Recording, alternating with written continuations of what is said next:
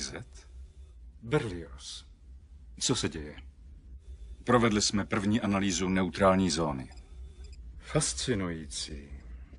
20 prachových částic na krychlový metr, 52 lokálních zdrojů UV záření a dokonce i jedna kometa. No to už skutečně stojí za pozornost. Kapitáne, proč se honíme za kometami? Řekněme, že hvězdná flotila má důvěru v Enterprise i její posádku, ale není si jistá jejich kapitánem. Nechtějí, aby se s Borgy utkal někdo, koho už jednou asimilovali do svého společenstva. To je pravý důvod. Údajně by to mohlo vnést zásadní nestabilní element do této kritické situace. Nesmysl.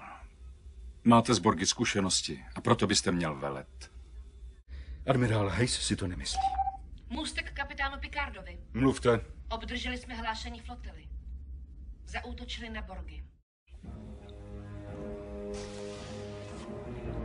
Date, napojte se na audiofrekvenci 1486. Ano, pane.